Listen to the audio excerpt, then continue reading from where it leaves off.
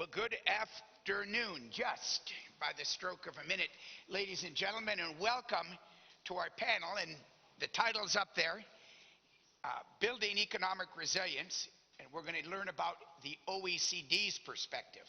And my name is Dan Witt from the International Tax and Investment Center, and I've had the pleasure, privilege, honor, choose your word, of coming to Kazakhstan since 1993 and witnessing a remarkable transformation of the country, your capital, and the people. I mean, the fact that 62% of you are under 30 really talks about a new Kazakhstan.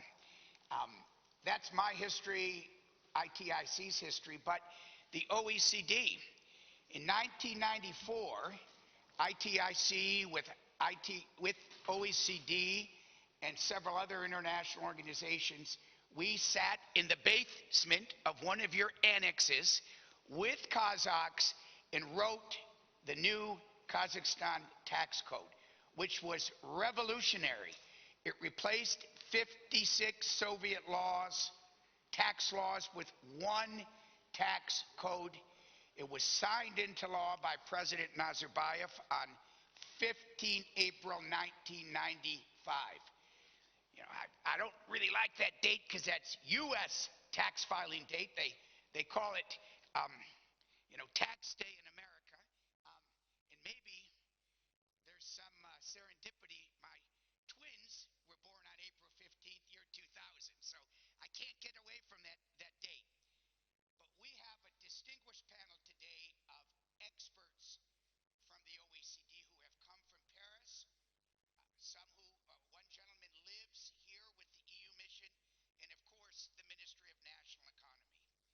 So in addition to the title of the panel, we will talk about frameworks for sustainable growth, structural reforms, and one of the favorite themes that we've heard about since the late 90s, how to forge more economic diversification. Now, all of these are areas where Kazakhstan has demonstrated a strong track record since independence. But it's easy to think, okay, the job is done. No. Kazakhstan must keep on course and continue to remain competitive in a happily more competitive region and, of course, a more competitive and challenging world. But Kazakhstan's impressive progress in economic reform and open trade and open investment policies have made it a star among the Central Asian economies, and that's what enables Kazakhstan to compete on the global stage. Kazakhstan has seen continuous progress in the global business climate and many competitiveness ratings. And this is consistent with President Takayev's agenda that he restated in his State of the Nation address earlier this year to bolster the business climate, increase competition in the economy, and implement stronger and more competitive and a more efficient tax system. Now, let's turn to my colleagues from the OECD, and it's important to note that Kazakhstan has a long-standing ambition to join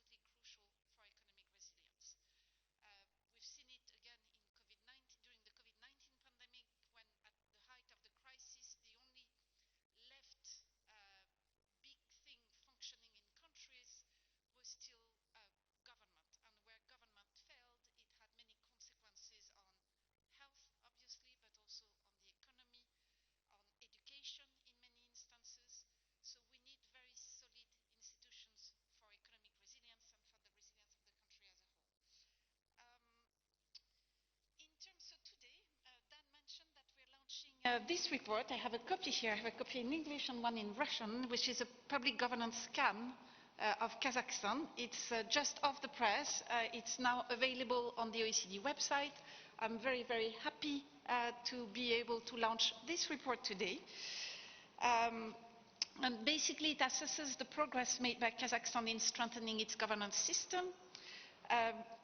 The reform agenda, including the Concept 2030 strategy, really offers a very strong foundation for increasing institutional resilience, fostering innovation in service delivery, and also achieving national development goals. The government, you know that as well as we do, has launched several initiatives to really bolster administrative robustness and resilience. Now we have over 85% of services that are digitalized, which is exceeding today the EU average. And we also have the entire adoption of live event-based services to improve accessibility. This is also very much ahead of, I would say, the OECD or the EU at average. Regulatory processes have also been simplified to support faster business and administrative procedures. Since the 2019 constitutional reforms, Kazakhstan has also advanced a more decentralized and autonomous public governance system that has really nicely rebalanced powers between institutions and also embodies what I think is a very, very interesting concept, the listening state, which is something that I will actually try to promote inside of the OECD and with OECD countries to further engage citizens in policy making. Again, this is advanced by OECD standards and very interesting. You have also transferred many responsibilities from the Executive Office of the President and the Prime Minister's Office to central ministries and local authorities. That was very important. That was one of our recommendations some years back. And moving forward, Kazakhstan could really deepen this approach by further expanding citizen engagement tools and mechanisms. That's really the next step on these issues. Public servants, I don't know how many of you here are public servants, but they are very, very essential drivers of reform. The new concept for the development of the civil service 24-29 seeks to build a more efficient, transparent and human-centered civil service. We also find that very interesting and very aligned with what OECD countries are doing. Success will depend, however, on attracting specialized professionals, enhancing the evidence base of the civil service, and expanding workforce flexibility. So still a lot of challenges in these areas. We know that Kazakhstan has demonstrating a strong commitment to innovation in the public sector. That's one of its strengths, and that's something that I have witnessed myself over the past 15 years, and which is increasingly today a critical dimension of resilience. It enables governments to adapt to rapidly changing circumstances, respond better to citizens' needs, and make a smarter use of very limited resources. So your country is already emerging as a regional leader in digital government. You have, we mentioned that already, digitalized about 85% of public services. You have embraced a live event approach. We've talked about that. And this represents a broader shift towards agility and citizen focus in the public administration. The next frontier, you have mentioned it, Dan, is leveraging AI to further transform government operations and service delivery. Again, you are moving very fast in this direction. The government has initiated over 50 AI projects across various sectors of government, reaching more than 8 million citizens. You have also built in a relatively solid in-house data architecture, integrating hundreds of state databases, which provides really a very solid foundation for scalable AI applications in government services. In the 2023 OECD Digital Government Index, it shows that around 70% of OECD countries have used AI to enhance the efficiency of their internal operations. 67% are employing AI to refine service design and delivery, and only 30% have leveraged AI to enhance the effectiveness of public policies. So we're still at the very early stages of AI in government, and you are moving along at the same speed as many OECD countries, and actually faster than a number of OECD countries. So congratulations on that. The next step of AI will be difficult, as it is difficult everywhere in the world, as implementation is not without challenges. Governments are facing difficulties in a number of areas. First of all, scaling up successful pilots from individual agencies to system-wide changes. We are still very much at the stage of pilot across OECD countries. Addressing skills shortages, especially in technical and ethical aspects of AI use, a very big challenge for governments. Ensuring data quality and interoperability across institutions. Monitoring and evaluating the impact of AI on governance outcomes, and modernizing also legacy IT systems that constrain innovation. So these challenges and how governments look at these challenges and respond to them is very much a big priority of the OECD today. We have a big report that's coming up that's called Governing with AI, which I think will be of interest to you, with about 270 use cases in government that are analyzed, and I think it can serve as a good reference. So let me say in closing that I would like to really commend you for the enormous progress that your country has done on public governance over the past 15 years, the progress that I personally have witnessed. It's very impressive. Thank you very much for the collaboration also with the OECD. This is also, collaboration across countries is also very important to resilience, and so we also very much welcome this collaboration and cooperation in the future. Thank you very much. Thank you, Elsa. That's a pretty good report card. One the pupil would be happy to take home to his parents. Very interesting, your comment on the listening state. So it's not just things coming from Paris to Central Asia or Kazakhstan. Here are some of your best practices going back to the OECD member states to share. So Kazakhstan has long been a role model for other countries, and this is yet another example. In AI, how can you better, more efficiently connect the state to the people to deliver for them? And that's an exciting new frontier. Yep. And I know the president has announced the development of a strategy to bring all these pieces together, again, to make sure it delivers for the people. Now let's turn to Deputy Minister of National Economy, Zhandos Shaimadanov. You've been involved consulting before this report. What do you think of it? What do you think of this report card? And secondly, it would be interesting to hear from where you sit, where AI is going to deliver for your people. Thank you very much, Daniel. And I would like to start with, of course, thanking the OECD team to arranging this very important and timely session. Of course, resilience, being economic, institutional, or technological, is no longer an abstract concept. It is nowadays a necessity. And today, more than ever, it is about adaptation through smart governance and digital capacity. Building resilient economy is an essential task for every government, not only for OECD members, but for the rest of the world as well. We all strive to create a system that can adapt, thrive, and grow in a changing world. In this regard, the OECD plays a critical role in helping even non-member countries to build and maintain economic resilience. Its outstanding expertise provides valuable policy advice, research, and appropriate tools for improvement. And we appreciate the assistance that OECD provides to Kazakhstan, overall to Central Asia, and we are committed to implement all these recommendations in our policies. Talking about this recent review, the public governance scan, I think it is very important and very timely, and I'm very glad that it is a continuous job that was done by OECD for the last 15 years, as you mentioned, and I see many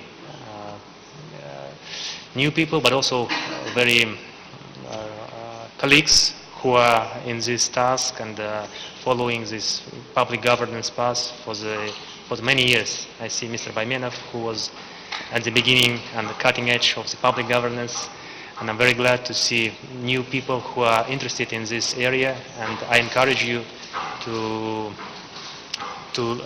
study this report and engage into this discussion. Overall, the OECD public governance scan provides a thorough, balanced assessment, and we, of course, we welcome it. The review affirms that Kazakhstan is not just reforming governance, but redesigning how the state works and serves its citizens. Elsa already mentioned some figures that we have a progress in. For example, over the past decade, we consolidated 954 documents into 313 in terms of the strategic planning system.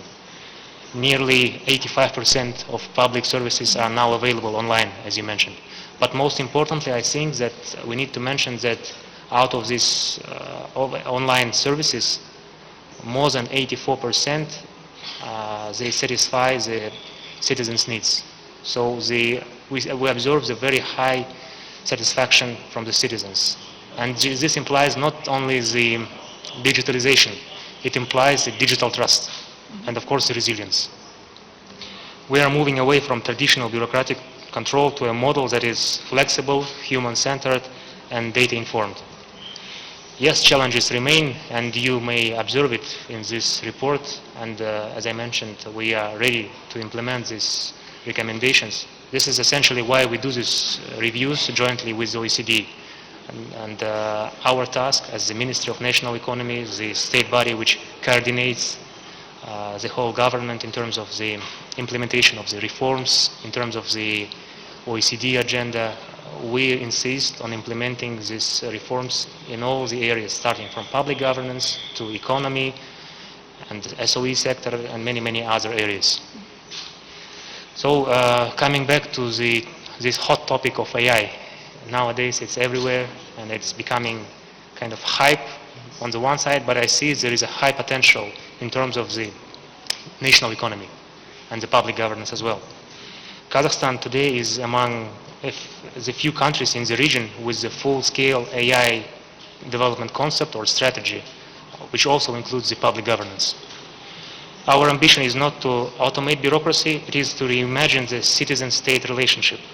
We are aiming for 20% of government services to be AI-enabled by 2029. We are already building, and we have already built the Smart Data Okumet, the big data lake platform that Elsa mentioned. It consolidates almost 100 databases which help us to build these AI models and provide the updated AI-ready services to our citizens and businesses as well. So we also have developed KazLLM, a large language model tailored to Kazakh language and public service needs.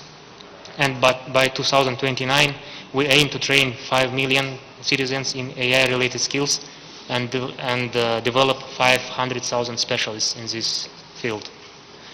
But let me be clear, for Kazakhstan, artificial intelligence in public governance is and should not be chasing a trend.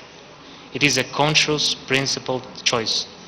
And I personally want to emphasize 3 principles which are very important for myself. This is my personal 3 principles in terms of AI in public governance. The first one is natural intelligence should walk alongside with artificial intelligence. This means that civil servants must be trained to work with AI models, AI tools, not around them. In my experience, those who succeeded with generative AI are those who know the output or the result that they wish they want. And most importantly, they know what to do with these results. So they formulate the appropriate prompts and they use it. Nowadays we see that those people who don't have, let's say, the domain knowledge in any specific area, they do the prompt, start asking ChatGPT or any other generative AI model, especially we see it in public service as well, generating this prompt, and when they receive this result or output, they have this illusion of expertise. Because AI provides this output, maybe sometimes not maybe relevant or not actual, and they feel that they have the right output. And we should avoid such case. Second is responsible regulation. New AI tools appear weekly, but we must ask what models, what data, who approved these models. I previously worked in the official statistics field, and I'm sure that these questions matter. Because again, we should transform from the use cases to more resilient and more sustainable framework, where all these use cases will be stable for long-term period. And that's why Kazakhstan is now drafting both a digital code and the legislation on artificial intelligence to ensure transparency, oversight, and safety. The third principle is privacy by design. We must build trust, as you mentioned already. Due to this, not just through compliance, but through privacy-enhanced technologies, encryption, anonymization, ethical standards, citizens must know that their data is secure and respected. These three principles, again, human readiness, clear rules, and built-in privacy, should define our approach to AI in governance. Without them, AI may become a noise, and with them, we see the key to the resilience and sustainability in the public governance.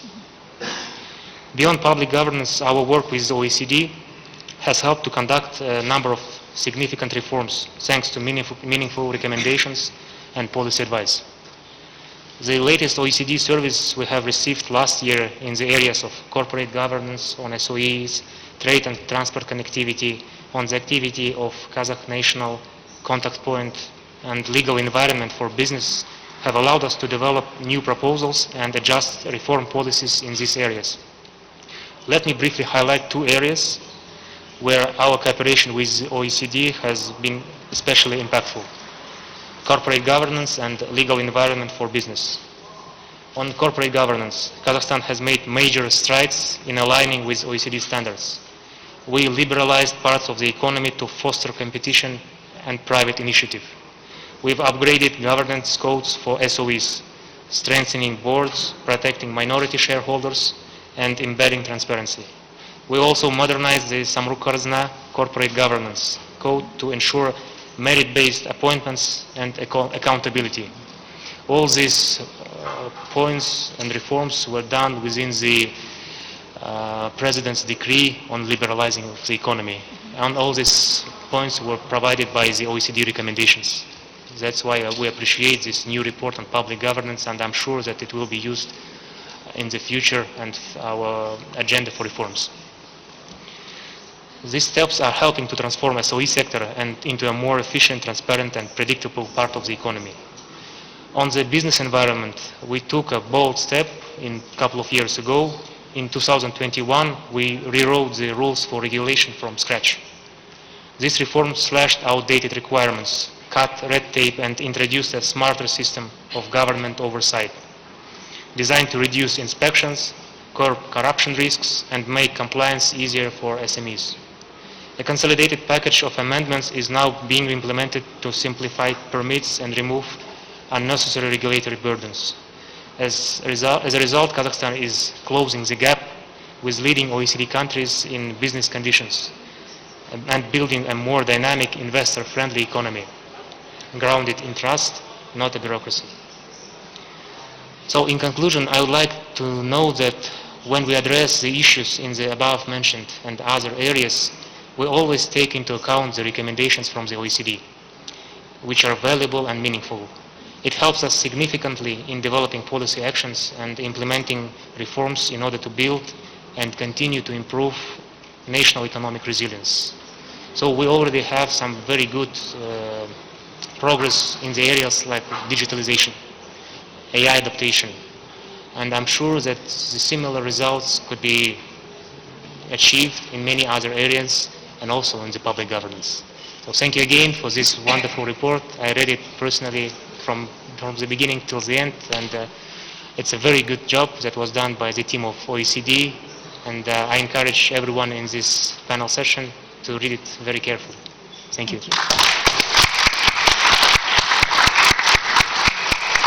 Rajandos, thank you for those insights, and it was particularly nice to hear that we're not just trying to automate the bureaucracy. The citizen is at the center of it, and it's a new paradigm. That's critical. And also, I think, Elsa, it's heartening to hear how appreciated the OECD's work is here.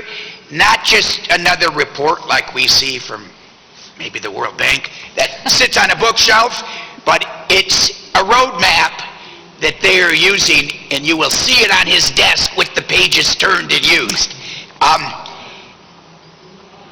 And William Thompson, he heads Eurasia division. So, Bill, you're at the center of this.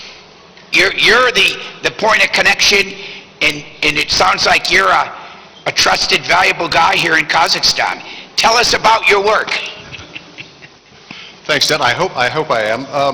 In particular, I want to talk about just one dimension of the work, because, of course, our division works with all of the substantive directorates of the OECD to support work with Kazakhstan and with other partner countries in the region, including ELSA's Public Governance Directorate, with which we have a great working relationship, not least because ELSA and a number of members of that directorate are alumni of the OECD Eurasia team.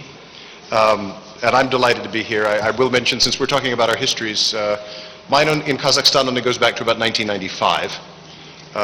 But I was already in the region when there was one big country here in the middle of the 1980s as a student and then graduate student. The aspect I want to talk about, though, of resilience concerns climate. Because, of course, if we're going to build a more resilient Kazakhstan, it's absolutely crucial that we think in terms of mitigation and adaptation, response to climate risks in particular, and such shocks. And Kazakhstan is well aware of this. We've been engaging the country, as has the Environment Directorate, for many years. The carbon neutrality strategy, which Kazakhstan has until 2060, reckons it will take $610 billion in investments. And the National Adaptation Plan, which is now being developed, will require further. But when you hear eye-watering numbers like that, I want to stress something important. It's going to cost a hell of a lot more not to adapt. First of all, that $610 billion includes a lot of infrastructure that will have to be built. It might be marginally cheaper in the short term if you don't build green and sustainable infrastructures. It's going to be much more expensive in the long term. So the so-called green premium is only a small part of those figures. This is about the infrastructure Kazakhstan will need over the rest of this century. And some OECD estimates suggest that most of the infrastructure Asia will need in 2050, 2060 doesn't yet exist. So there's a lot to do there. And so we've been working in particular in the framework of the Sustainable Infrastructure Program for Asia with partners like the International Transport Forum, UNDP, the University of Central Asia, on mobilizing investment and on policy frameworks to support the delivery of infrastructure that will be sustainable and compatible with these goals. And I just want to highlight three tasks that we have to think about. The first is the enabling framework for strategic planning. Now, everyone in the region knows people like to write plans. And many of those plans are basically wish lists, and they're replaced by other wish lists 2 or 3 years later. I always bring to mind Dwight Eisenhower, the commanding general of the US forces in the Second World War, who said very simply that in battle, plans were useless, but planning was essential. And by that he meant what we mean by strategic planning, which is not writing some document that tells us where we will go and how we will get there in 40 years' time exactly, but an iterative, inclusive, consultative, and very evidence-based process that says this is where we want to go, and we are going to figure out consistently, step by step, how we go. So the adoption of the carbon neutrality strategy is a vital part of that. But it's got to be, and the roadmap for its implementation, and OECD has been involved in both of those documents, these are crucial.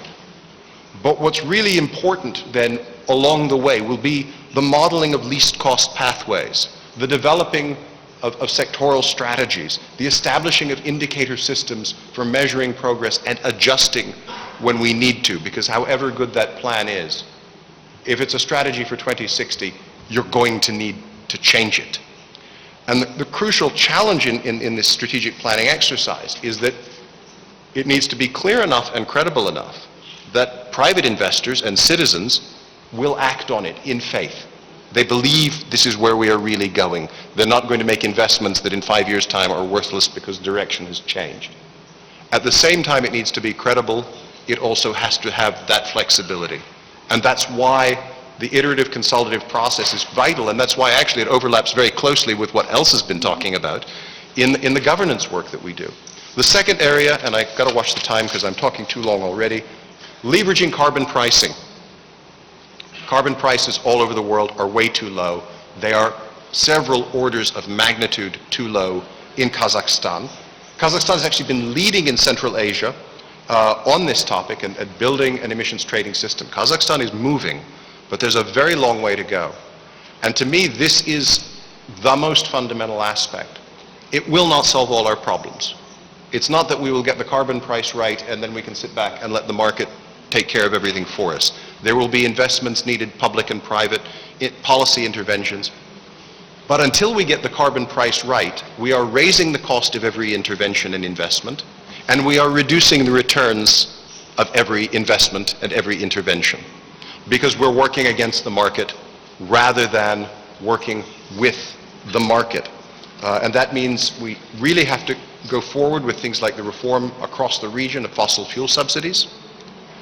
Very sensitive. We've developed and communicated with countries in the region a lot of recommendations about how to manage tariff reforms, to protect the most vulnerable, to provide a certain predictability so that this doesn't come as a sudden shock, particularly to those most affected. And we've also been working with Kazakhstan on the reform of the emission trading system, because in fact there are some extremely useful steps that are now in the works in Kazakhstan to take that emission trading system and make it something that will move us towards the kind of carbon pricing we need. And this is a really encouraging development in the country. And the last point is aligning supply chain development with these objectives. And that means thinking about the sustainability of the connective infrastructure that we're working on. And Gregory is going to be talking about connectivity, so I won't go too far into that, but it's an important part of it. Also, we're working with Kazakhstan and other countries on the development of the critical raw materials we are going to need for that sustainability transition. And that requires addressing issues like tax, responsible business conduct, but also sustainable mining practices. Because the irony here is we need to do a lot of mining for the sake of sustainability, but a lot of mining practices are themselves extremely problematic environmentally, especially for local communities. So we are working to build those kinds of criteria in to ensure that we pursue this in a coherent fashion. Also looking at things like the co-location of clean energy and transport systems, clean fuel development, and I have to say we're paying increasing attention to the fate of the Caspian Sea, which our Deputy Secretary General raised yesterday, a very important issue. It's a huge agenda, and if you look at the state of the world today, it's easy to imagine that we won't get there. I think we will, but I think being human, we will make it harder on ourselves than we need to, and we will take longer maybe than we need to, but I think we have, it's a path we have to follow, and so I end with my all-time favorite quote from Max Weber, the German sociologist, who said that politics was a slow and strong boring of hard boards. That is, медленное и твердое сверление твердых досок. It requires both passion and persistence. And he ended, and this is what I hope we remember when we think about climate and we read gloomy headlines. He ends that by saying, all of human history confirms this truth, that humanity would not have achieved the possible if it had not reached out again and again for the impossible. So when it seems impossible, we need to keep reaching. Thank you.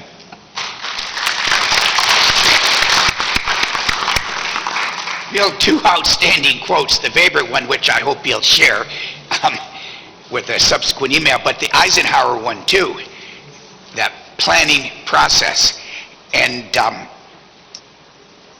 I think back to sitting in a meeting in January 1994 when you had a Vice President Asenbayev, and he asked us, can we help them with the new tax code? And I remember my colleague Charlie McClure said, Mr. Vice President, before you get in the car and start driving, you need to have a map. Let us start with a roadmap and helping you develop a roadmap.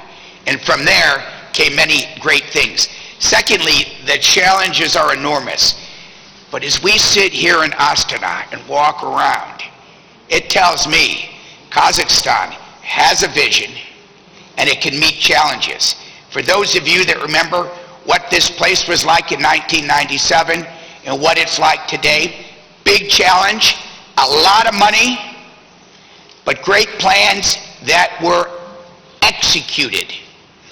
And you're not saying Astana's done, it's a great city, it's continuing to grow with amazing things. So I'm confident the future is bright, even with challenges that lie ahead. Now, let us turn to Johannes Bauer, Head of Cooperation at the EU mission to Kazakhstan. The ties between the European Union and Kazakhstan have been significantly strengthened over the last few years. Enhanced partnership and cooperation agreement. Share what these pieces of paper mean for real life connectivity, and I'm curious to hear more about the critical minerals. Thank you very much, and thank you to the OECD colleagues for the invitation to this panel and for the very close cooperation we have. Dear participants, indeed economic resilience, of course, plays a very important role in these insecure times, also for the EU back at home. We have very important new priorities of the new Commission under President von der Leyen, which also want to tackle some strategic dependencies in key areas. The European Union will focus in the next years very much on defense capabilities and resilience, on energy resilience, and in that context also, of course, on critical raw materials. These are very important topics for the European Union internal policies also. But of course they have an impact on our global partnerships, and we need also new global partners for the implementation of that policy. And the way we are doing that is through our Global Gateway strategy, which has been adopted a few years ago, and which aims at trusted connectivity with partners in and with partner countries, so that is long-term oriented and tries to invest in smart, clean and secure quality infrastructure, and also aims at connecting goods, people and services around the world in a sustainable way. And of course, one of the strategic priorities of the Global Gateway is in building resilient economies based on strong institutions and sustainable development. With Central Asia and with Kazakhstan, the relations in the past years indeed have strongly developed, deepened and widened. We just had 2 months ago now in Samarkand the first EU Central Asia Summit with the leaders from the European Union and from all 5 Central Asian countries. So Central Asia is a very important partner, and Kazakhstan is a strategic partner for the European Union. We would like to support regional cooperation in Central Asia and thus also ensuring independence, stability and territorial integrity in Central Asia. And of course we would like to strengthen further our economic relations with Central Asia and Kazakhstan. And if you speak about Kazakhstan, the EU is the biggest trade partner and biggest economic partner of Kazakhstan. But we have the important challenge to diversify also these relations, because more than 80% of our trade exchange is based on fossil fuels, and of course this has to change in the next 3 decades, taking into account the net zero objectives both of the European Union and of Kazakhstan. So with Central Asia and with Kazakhstan, in the context of Global Gateway, we have 4 main priorities. The first one is one where we are working already a long time with Central Asia. It is energy, water and climate. So sustainable development, bringing regional connectivity and supporting regional connectivity and cooperation on water management and on energy also in Central Asia. There has been a lot of progress, but there's also a lot of challenges, and what is needed in Central Asia, I think, is in particular to strengthen the regional institutions in that area. IFAS, for example, this is also the objective of the current chairmanship, IFAS chairmanship exercised by Kazakhstan in this area. We want to support the Trans-Caspian Transport Corridor, another very important priority under the Global Gateway. We need an alternative transport connection between Europe and Central Asia. This is not only for the transit of Asian goods from China to Europe, it is also because there is significant potential for developing our direct trade relations between Kazakhstan, for example, and the European Union. In this context also, we work a lot with Kazakhstan on critical raw materials. We have signed a memorandum of understanding.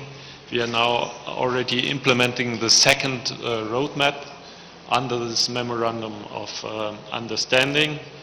And we will have next week at the Astana mining conference also a big EU delegation to further discuss this. We need, of course, to bring further EU companies in the area of critical raw materials to Kazakhstan, and there's also still some issues to be done in terms of framing the environment and to make Kazakhstan more attractive for European companies. And the fourth topic, digital connectivity. This is our 4th Global Gateway priority with Central Asia and with Kazakhstan. Our suggestion and proposal is to bring satellite connectivity to Central Asia, also to enhance the resilience of digital connectivity in Central Asia as a landlocked region. We have set up our biggest program, in fact, also there together with the European Investment Bank, and with that we would like to bring satellite connectivity in particular to remote regions in Kazakhstan and other countries. On many of these aspects we are closely working together with OECD on the transport connectivity, on the trade facilitation along along the Trans-Caspian corridor. We are very closely working together, and of course we have a long-standing cooperation with the OECD on how to enhance the enabling framework on the business climate in the region in Kazakhstan, and there's still a lot to do, and we look forward to our cooperation with the Kazakh partners and with OECD on this topic. But I think we have a lot of challenges indeed, but also a lot of potential, and we are ready to tackle that through our Global Gateway programs and activities with Kazakhstan. Thank you.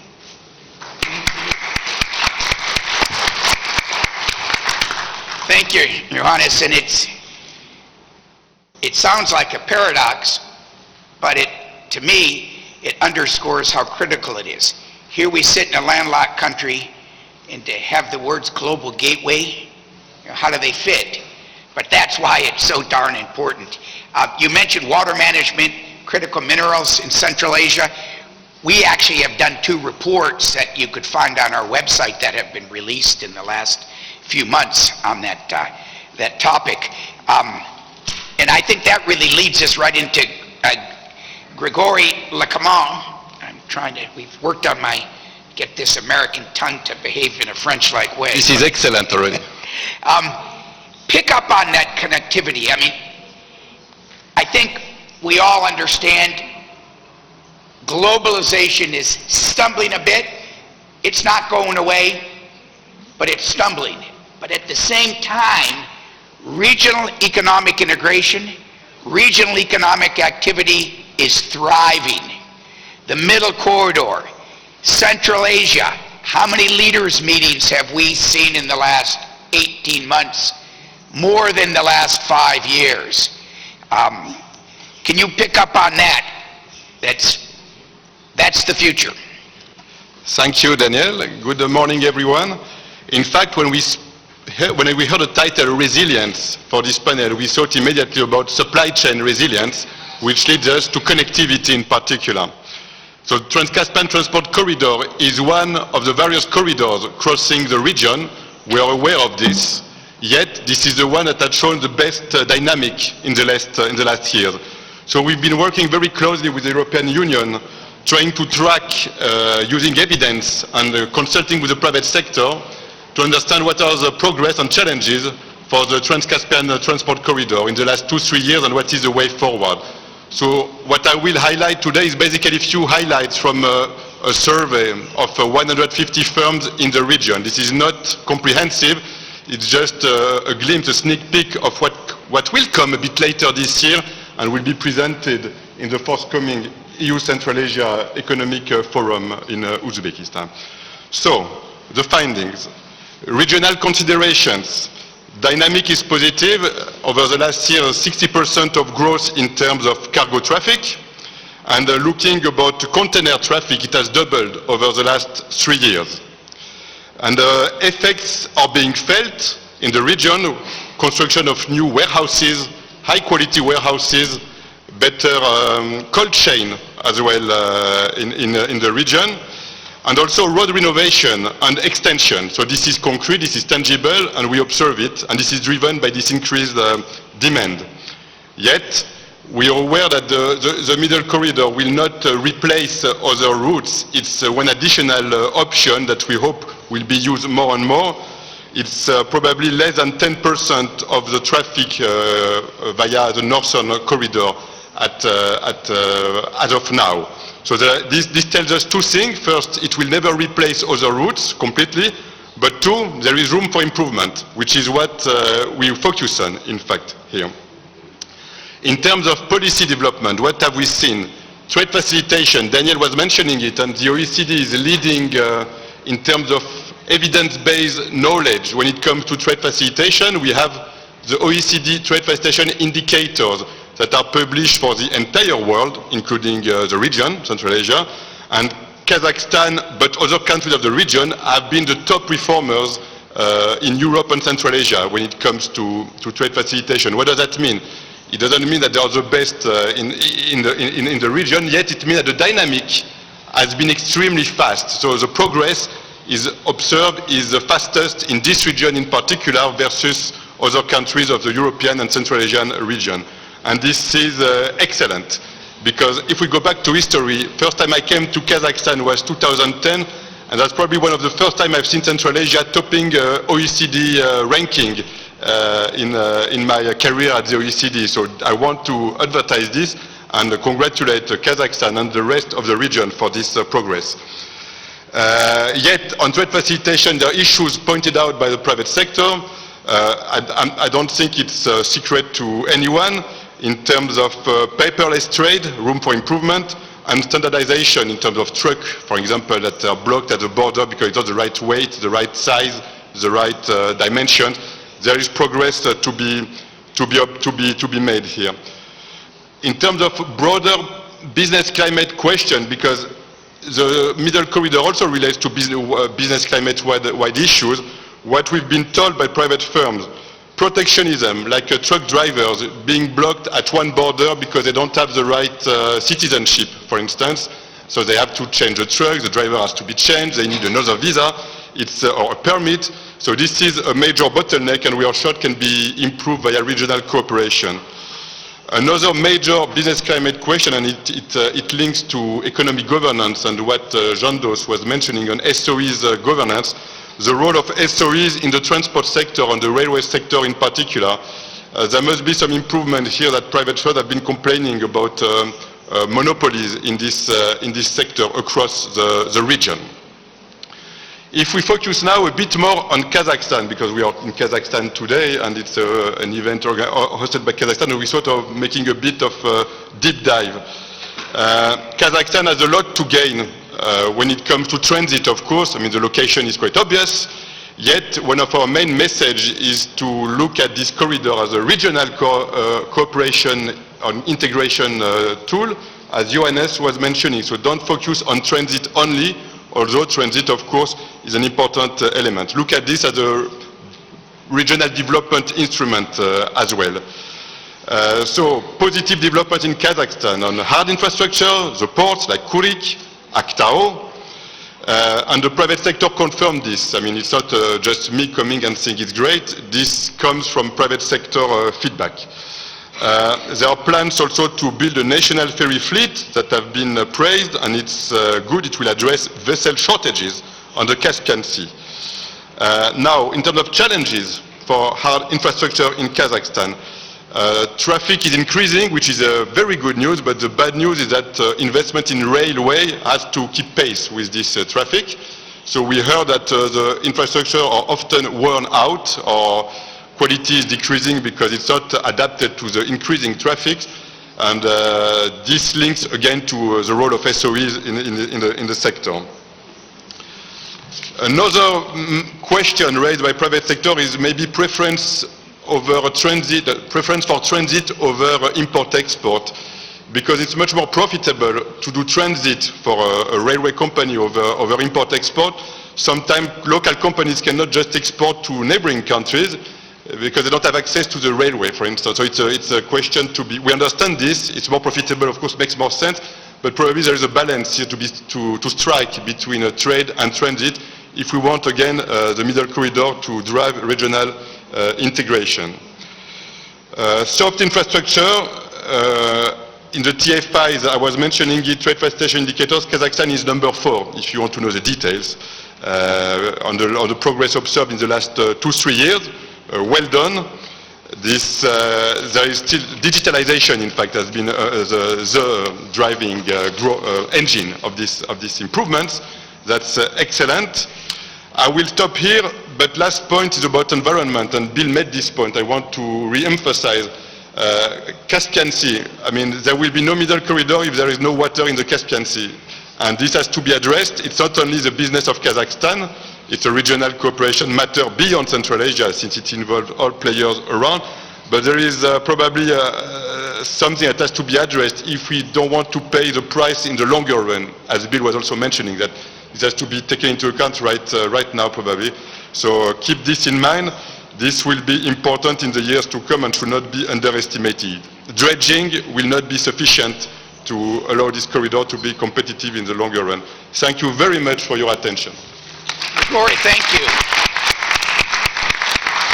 You touch on the soft infrastructure. So much, it's road, rail, ports, fiber optic cables, but you've got to get the cross-border tax and customs. You've got to digitalize, because we know about bad behavior when you cross customs. And it's hard for that to happen if it's machine to machine on a digital transaction.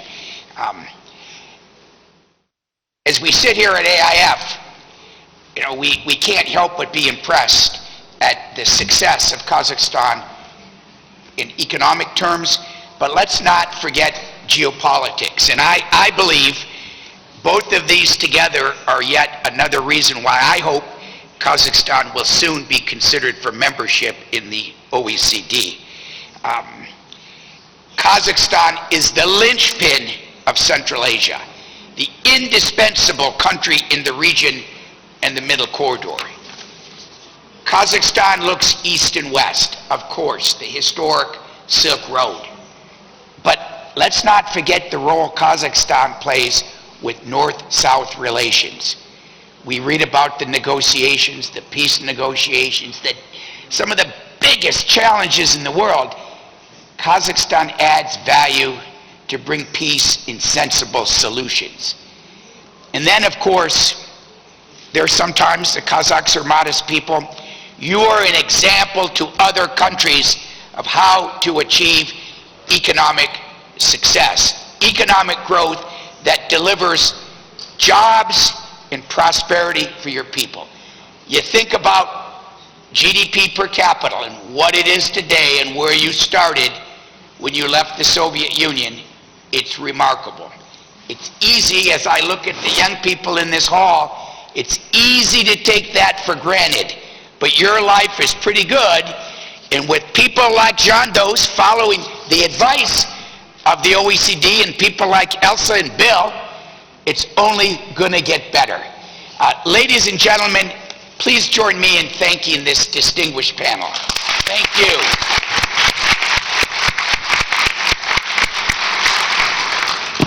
Excellent keeping the time, everybody. Look at this. 1:01. Thank you so much.